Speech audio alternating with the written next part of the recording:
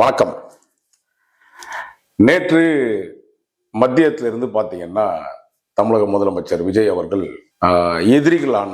எதிர்கட்சிகளான முன்னாள் முதலமைச்சரும் இந்நாள் திராவிட முன்னேற்ற கழகத்தின் தலைவரை சந்திச்சு பக்கத்திலேயே பார்த்தீங்கன்னா தம்பி உதயநிதி ஸ்டாலின் அவர்கள் இருந்தாங்க. வீட்டுக்கெல்லாம் போனார். நேற்று சட்டமன்றம் நடந்துச்சு. சட்டமன்றம் முடிச்சதுக்கு பிறகு பதவியேற்பு முடிச்சதுக்கு அப்புறம் நேராக அவர் வீட்டுக்கு போறாங்க. அடுத்து பார்த்தீங்கன்னா வைகோ அவர்கள் வீட்டுக்கு போறாங்க, வீரமணி அவர்கள் வீட்டுக்கு போனாங்க. குறிப்பாக திராவிட முன்னேற்ற கழகம் கூட்டணியில் இருந்தக்கூடிய காங்கிரஸை தவிர்த்து மற்ற அத்தனை பேர்களையும் வீட்டுக்கும் போயிட்டு உங்க ஆலோசனைகள் கொடுங்க அப்படின்னு கேட்குறாங்க. உண்மையாகவே இப்போ சமூகத்தில் என்ன பேசப்படுதுன்னா, விஜய் அவர்கள் இவ்வளோ எதிரியாக நாங்கள் வேலை செஞ்சிருக்கிறோம். இப்போ நம்முடைய சிஎம் விஜய் அவர்களுடைய விர்ச்சுவல் வாரிஸ் அவர்கள் இப்போ நேற்றுலேருந்து ஒரு மனசு ஏதோ குழப்பத்தில் இருக்கிற மாதிரி ஒரு சூழ்நிலையில் வீடியோவில் பதிவு பண்ணுறாங்க. எப்படி நாங்கள்லாம் சமூகத்தில் எதுவும் சின்ன பசங்க, நாங்கள்லாம் திமுகன்றது அதிமுகன்ற மிகப்பெரிய இயக்கத்தை சண்டப்படும் போது எங்களுக்கெல்லாம் எப்படியெல்லாம் பிரச்சனைகளை தேர்தலில் கொடுத்தாங்க, எங்களுக்கு எவ்வளோ நெருக்கடியில் கொடுத்தாங்க, ஏன் உங்களுக்கு தெரியாதா? பத்திரிகை உலகத்தில் நீங்கள் பட்ட கஷ்டத்தை விட இந்த திராவிட முன்னேற்ற ஆட்சியில் இதை வேற ஏதாவது சொல்ல முடியுமா? குறிப்பாக எங்களுடைய தலைவர் இப்படி பேசியிருக்க, அவங்க வீட்டுக்கு போயிருக்க கூடாது. அவங்களுடைய ஆலோசனை எதுக்கு? அந்த ஆலோசனைனால எங்களுக்கு என்ன பிரயோஜனம் இருக்கு?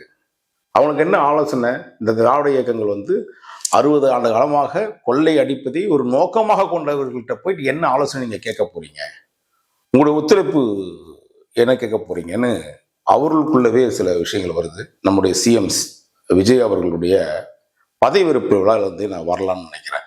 என்னுடைய தனிப்பட்ட கருத்து தான். நம்முடைய சிஎம் அவர்கள் பொறுப்பேற்ற அன்னைக்கே பார்த்தீங்கன்னா அவருடைய அந்த ட்ரெஸ் கோடு இருக்குல்ல, உண்மையாகவே நான் என்னுடைய சிறு வயதில் ராஜீவ்காந்தி அவர்களுடைய மறைவுக்கு முன்னாடி அவருடைய இருந்த பிரைம் மினிஸ்டர்ஸ் எல்லாமே வயசானவர்கள்.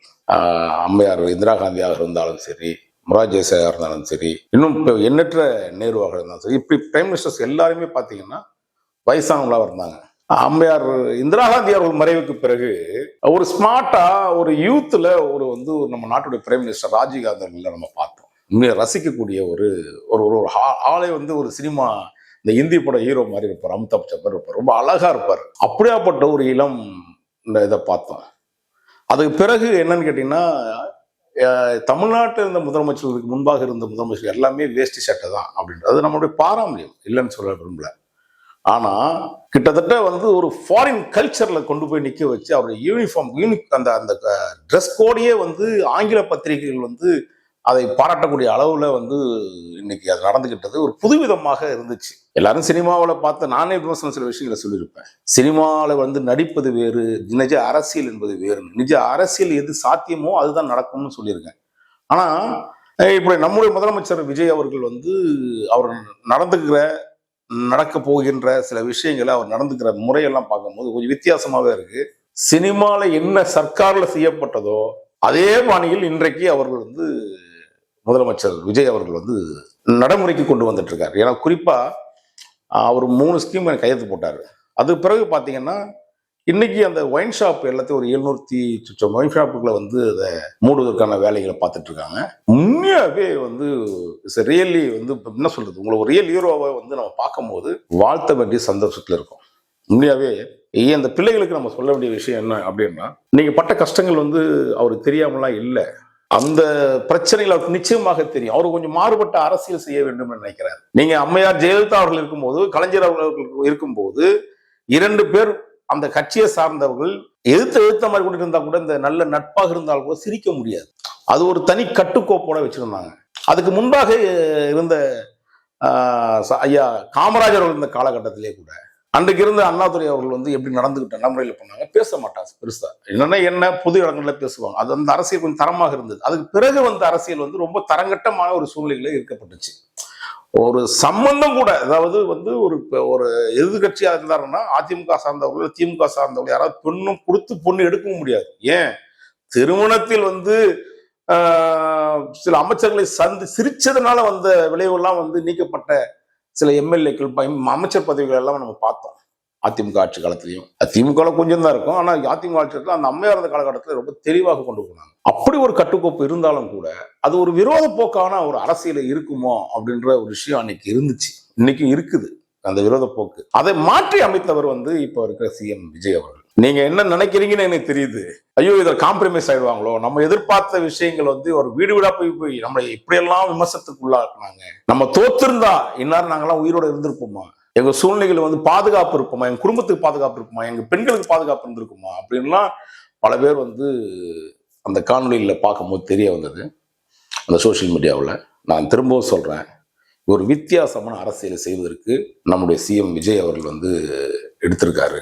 எடுத்த உடனே குறைய சொல்லணும்னு நிறைய குறைகள் ஆரம்பத்திலிருந்தே சொல்லலாம். குறை சொல்வது மட்டுமே வந்து அது குத்தம் சொல்வதாக மட்டுமே கருதக்கூடாது, விட்டு பிடிப்போங்க.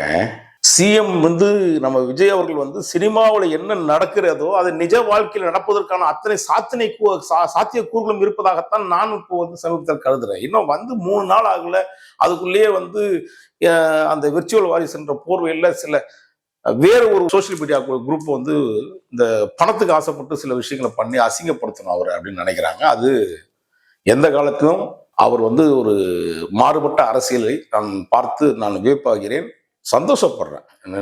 ஏன்னா இந்த 750 ஒயின் ஷாப் எல்லாம் ஒவ்வொரு வாட்டியும் வரும்போது திமுக அண்ணா திமுக மாத்தி மாத்தி வந்து நாங்கள் குறைக்கிறோம். அது குறைச்சாங்கன்னா கேட்டால் குறைச்சிருப்பாங்க. மெயின் ரோட்ல கடையில அப்படியே தூக்கி பின்னாடி வந்துடும் கதவு மட்டும். அப்படிதான் வந்து மாத்திருக்கிறாங்க இவங்க. மாற்றம் வந்து அப்படிதான் வந்து அதிமுக ஆட்சியும் திமுக ஆட்சியிலையும் சாலை ஓரங்கள் பார்த்தீங்கன்னா ரோட்ல இருக்க கடையை கொஞ்சம் சந்தில வைப்பாங்க, அவ்வளவுதான் மாற்றம். ஆனா அப்படியே அன்னைக்கு நடந்திருக்கு. கடையை தூக்கிடுங்க, பள்ளிக்கூடத்துல இருந்தாலும் சரி, அது பஸ் ஸ்டாண்டு பக்கத்துல இருந்தாலும் சரி, கோயில்களா இருந்தாலும் சரி, இப்படி ஒரு புது விஷயங்களை அரசு ஆணைகள் இருந்தாலும் கூட இதற்கு முன்பாக இருந்த அரசாங்கம் இதை வந்து 36 ஆண்டு 37 ஆண்டுகளும் நம்ம ஏமாத்திட்டு தான் இருந்தாங்க. இன்னைக்கு நம்முடைய சிஎம் விஜய் அவர்கள் வந்து அதை களத்தில் நடத்த சாத்தியமானதுன்னு சொல்லி ப்ரூவ் பண்ணியிருக்காரு. அப்போ ஒரு அமைதி வந்து நமக்கு வேணும். இதை பாருங்க, அவர் அரசியலுக்கு எவ்வளவு நெருக்கடியோட வெளியே வந்தாருன்னு நம்ம பார்த்துட்டோம். அந்த நெருக்கடிகளை அவர் எப்படி தாங்குவார்ன்றதையும் நம்ம பார்த்துட்டோம். இனிமேல் கொடுக்கக்கூடிய நெருக்கடிகளையும் அவர் தாங்குவார். அவர் மீது நம்பிக்கை வைத்திருக்கிற நீங்க தயவு செய்து உடனே இந்த சில திராவிட இயக்கத்தினுடைய பாசத்தில் வந்திருப்பீங்க சில இடத்துல, அந்த பாசத்துல வந்து நீங்க கோபத்தெல்லாம் காட்டாதீங்க, வெயிட் அண்ட் see. ஏன்னா நீங்க இருந்து பார்த்து காத்திருந்து அடிச்சாதான் அதற்கான ஒரு விஷயம் கிடைக்கும். அவர் நிச்சயமாக திமுகவுடனோ அல்லது வந்து திமுக கூட்டணி சார்ந்தவர்கள் வந்து தவறு செய்யாமல் இருந்திருக்கலாம், கூட்டணி சார்ந்த நபர்கள் தவறு செய்யாமல் இருந்திருக்கலாம். ஆனா கூட்டணியில் உள்ள அந்த தலைமை பொறுப்பேற்கக்கூடிய திராவிட முன்னேற்ற கொள்ளைக்கார கூட்டம், மிக கொடூரமான கூட்டம். இந்த கூட்டத்தை நிச்சயமாக, இந்த கூட்டத்தை திமுகவுடைய கூட்டத்தையும் ஆட்டத்தையும் ஒழிப்பேன் அப்படின்றது ரொம்ப தீவிரமா இருப்பார் விஜய்ன்றதுல நான் நம்புறேன். ஏன்னா அது ஒரு வித்தியாசமான பாலிசி. நான் நட்பு என்பது வேறு, என்னுடைய அரசியல் பார்வை, என் மக்கள் மீது இருக்க பார்வை வேறு என்பதை நிச்சயமாக நம்முடைய சிஎம் விஜய் அவர்கள் வந்து செய்வார்னு நம்புறோம் எனக்கு. ஏன்னா இப்போ சமீபத்தில் நிறைய இப்போ இந்த 2 நாட்களாகவே வந்து இப்படி அதிமுக இன்னொரு பாகம் இருக்கு. அதிமுக வந்து இவங்கெல்லாம் வந்து 30 பேருக்கு மேலே இது வரப்போறாங்க, அதில் சில பேர் வந்து கட்சியில் ஜாயின் பண்ணுவாங்க, சில பேர் வந்து இல்லைன்னா அப்படி போயிடுவாங்க. அது நிறைய பிரச்சனைகள் இருக்கு. எனக்கு தெரிஞ்சு அது சாத்திய கூறுகளாக இருந்தால் நடந்தால் சந்தோஷம்.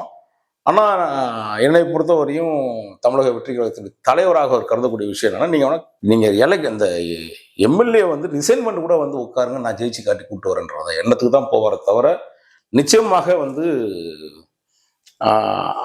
இன்னொரு குரூப் சொல்லுது இவர் எல்லாம் அழுக்கற்றவளாச்சு. இப்போ அவர் போன உடனே மற்றவங்கலாம் பார்த்த உடனே ஒரு விமர்சனத்தை செய்யக்கூடிய இவர்கள் போன உடனே வாஷிங் மிஷினில் துவைச்சு எடுத்து கொடுத்துருவாங்களா அப்படின்லாம் இருக்கிறார். தவறுகள் நடந்திருக்கலாம், ஐயோ தவறு நடந்திருக்கு சில அமைச்சர்கள் மேலே, நான் இல்லைன்னே சொல்லி. இப்போ அதிமுக வந்தாலும் அவங்களாம் வந்து அப்படியே ஃப்ரெஷ் அப்லாம் பண்ணிடலாம், நம்ம வாஷ் பண்ணிலாம் கொண்டு போக முடியாது. ஆனால் இவர் அதை சாத்தியப்படுத்துவார்னு நம்முடைய சிஎம் விஜய் சாத்தியப்படுத்தி அழுக்கற்றவனையும் சுத்தப்படுத்தக்கூடிய இடத்துல தான் அவர் இருக்காருன்றது. ஏன்னா நமக்கு 8 கோடி தமிழ் மக்கள் இருக்கோம், 6 கோடி மக்கள் வந்து வாக்களிச்சான்னு சொல்றோம், 5 கோடி வாக்களிச்சான்னு சொல்றோம். ஆனால் 1.5 கோடி மக்களுடைய ஆதரவு பெற்று ஒரு மிகப்பெரிய எழுச்சியை, ஒரு புரட்சியை பண்ண ஒரு இயக்கத்தை அதை உடனடியாக கிரிட்டிசைஸ் பண்றதுன்றது வந்து தவறுன்னு நான் நினைக்கிறேன். அதனால உங்களை நீங்க சுயப்பிரயோசனை எப்படி செய்தீர்களோ அதே போல அவரை நம்பி இருந்தால் இந்த நாடும் நாட்டு மக்களும் மிக சுபிட்சமாக இருப்பார்கள் என்ற நம்பிக்கை இருக்கிறது. அப்படி ஒரு தவறுகள் செய்தால் நிச்சயமாக நாம் நம்முடைய எதிர்ப்பு குரல்களை அன்பான முறையிலும் சட்ட ரீதியான முறையிலையும் கண்டிப்பாக அதை நம்ம தீர்த்தா வைப்போம். நீங்க ஒரு சில பேர் என்கிட்ட சொல்லும் போது சொன்னாங்க, இந்த ஆட்சியில இத்தனை நாள் இருக்கும் அத்தனை நாள் இருக்கும் அப்படின்னு. எத்தனை நாள் இருந்தாலும் அந்த நாள் பொன்னான நாளாக நம்முடைய சிஎம் விஜய் அவர்கள் வைத்திருப்பார் என்ற நம்பிக்கை எனக்கு உள்ளது. ஏன்னா அவர் ரியலா சில விஷயங்களை பண்ணும் போது நமக்கு ஏன்னா நான் விமர்சனம் பண்ணுவதற்காக மட்டுமே நம்ம பத்திரிகையாளர் கிடையாது. நல்ல விஷயங்கள் வந்தால் கண்டிப்பாக அதை பாராட்டி ஆக வேண்டும்.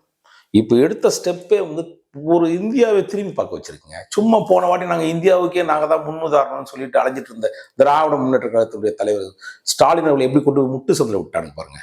அந்த மாதிரி ஒரு சம்பவம் நிச்சயமாக அவர்கள் செய்ய மாட்டான்ற நம்பிக்கை. நேற்று நான் எப்படி சொல்லியிருந்தேன், நேற்று காணொலியில் நான் என்ன சொல்லியிருந்தேன், அரசு துறையில் இருக்கக்கூடிய சில காவல்துறை அதிகாரிகள் உங்களுடைய சுற்றி இருக்கக்கூடிய உங்களுடைய நெருக்கமாக இருக்கக்கூடிய வட்டாரத்துக்குள்ள சுத்தி எப்படியாவது அவர்களை ஏமாற்றி நாங்க இந்த ஆட்சியை மிக பிரமாதம் பார்த்தோம், இது எங்களுடைய மிஸ்டேக் இல்லை, ஸ்டாலின் அவர்களுடைய மிஸ்டேக்கு, உதயநிதியுடைய மிஸ்டேக்குன்னு சொல்லி சும்மா தப்பிக்கிற வேலையெல்லாம் பண்ணுவாங்க. இந்த பம்பாத்து வேலையெல்லாம் பண்ணுவாங்க.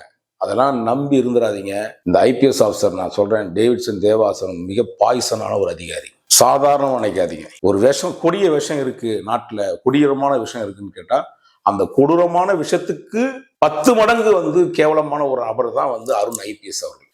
நான் ஏன் இதை சொல்றேன்னா, தயவு செய்து நீங்க பார்க்க போறீங்க, உங்களுக்கு கொடுத்த நெருக்கடிகள் கொஞ்சம் நஞ்சம் அல்ல.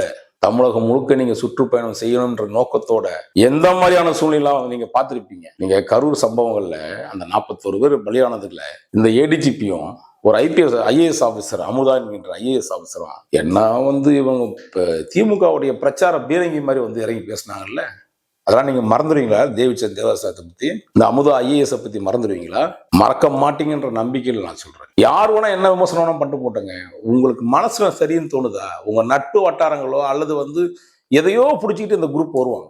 இப்போ குறிப்பாக பாத்தீங்கன்னா, என் ஊர்ல ஒரு பழமொழி இன்னைக்கு கூட ஒரு அதிகாரி சொல்லி சொன்ன, மொட்டையரன் குட்டையரன் என்ன பண்றாங்க கேட்டாரு. என்னதான் பண்ணிட்டு இருக்காங்க மொட்டையரன் குட்டையரன்? நான் சொன்னேன், எல்லாமே அங்கதான் முறவாசம் செய்ய போயிருக்கானுங்க பனையூருக்கு அப்படின்னு நான் அந்த அதிகாரிகிட்ட சொன்னேன். அவர் சொன்னார், பாருங்க எவ்வளோ மோசமான செயல்பாடு பாருங்க.